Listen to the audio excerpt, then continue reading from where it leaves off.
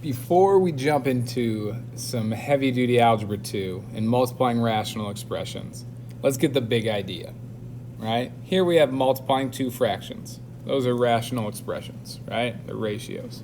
Cool. The way that you do that is you simply multiply across the top and you multiply across the bottom.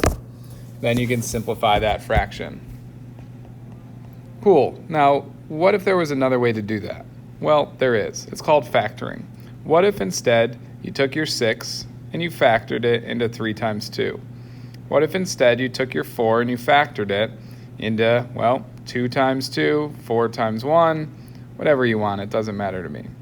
What if you went ahead and you factored your 8 into a 4 times 2? 3 is a prime number, so it just factors into 3, which is itself, and then 1. Cool, do you now see that 3 over 3 is 1? So those ideally cancel out. Do you see that 4 over 4 cancels out? That is 1. Do you see that left we have 2 times 2, which is 4? So we're going to use this on more advanced problems like I have written down below here in the corner. Mental note. Do you really want to get 140 over 210 to try to simplify that? Or what if you factored instead? 14 turns to 7 times 2. I'm going to leave the 7 by itself because I'm going to see those 7s cancel out. 30 factors into, well, a handful of things, but I'm going to use 3 times 10 so that it cancels out with that 10 above it. Boom, boom. Now we have our answer up top, which is a 2, our answer on the bottom, which is 2 thirds with that 3 on the bottom.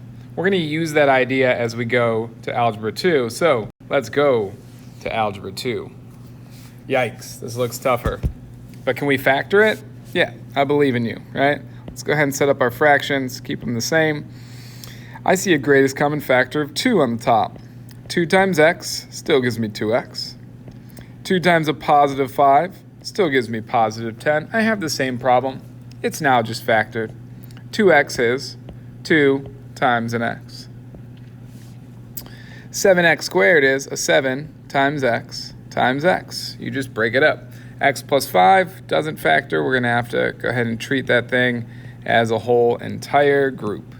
Ooh, I see some canceling. I don't think anybody wants to multiply the whole top and the whole bottom and get a ginormous number. But what if 2 over 2 is 1 and those cancel out? What if x plus 5 over x plus 5 cancels out? What if an x over an x cancels out? Our answer is just 7x over 1, which is 7x. You see how factoring can help you out? It can. We did that problem in like 1 minute, right? Just by factoring. To our next one. The top left is factored. Thank you very much, problem, for giving me a factored top. We're just going to go ahead and jot that down. It's something times something. Our other top is 12 times x. Well, you can write 12 times x, or if you want to factor the 12 down into a 4 times a 3, you can. I'll leave it as a 12, and maybe we'll need to factor it down further later. On our bottom left, greatest common factor. Do you see that a 12 goes into both of those? 12 times x is still 12x. 12 times a positive 4 is positive 48. We got the same problem. X to the third is x times x times x.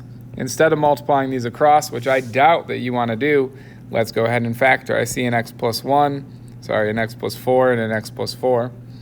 I see a 12 over a 12, that's a 1.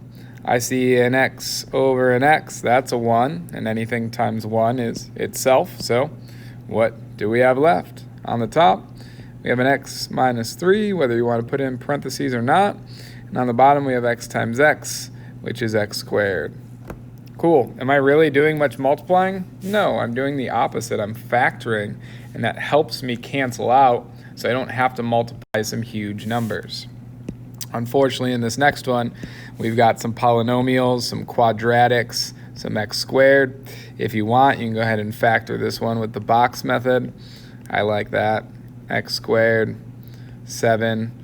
7 is the number we're factoring. 1 times 7, that conveniently adds up to 8. So 1x and 7x combines up to 8x.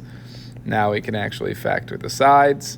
So my top left is an x plus 7 times, that's factoring, an x plus 1. So that top left is good. Ooh, I'm just going to go ahead and leave that x plus 7 on the bottom left. That doesn't factor anyways. I see a common factor of 6 up here, 6 times x, and then 6 times a negative 1. And on the bottom right, I also see a factor of 6 with an x, and then a positive 1. Cool. Remember, we're canceling top and bottom in these fractions. I see an x plus 7 over an x plus 7, an x plus 1 over an x plus 1, a 6 over a 6. Easy. My answer is x minus 1. Let's go ahead and finish off with another one. Yike. Can we do this with 3 fractions? Yes, we can. And plus, the first one is already factored on top. Thank you very much. On the bottom, nothing goes into it, so I have to treat that as a 3x plus 1. I can only cancel that if I can find the factors or the whole group of that. Second fraction.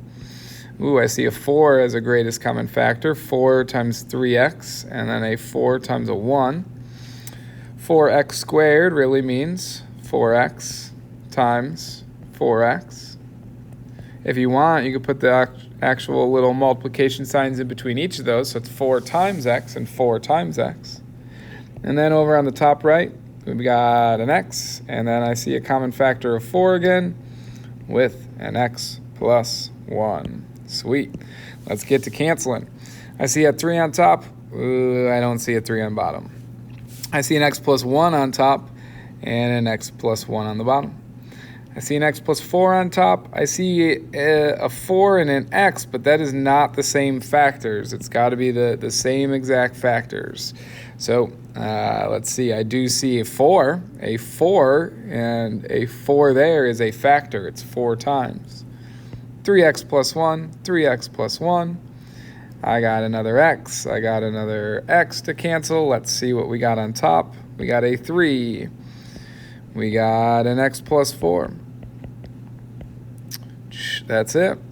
On the bottom, we got 4 times a 4. So there's the first multiplying I actually did in the whole problem. Oh, and there's a little x there. And there's my final answer. So a bunch of factoring, canceling out, which are just big, giant versions of 1. And then we just multiply if we need to at the end. That's the end.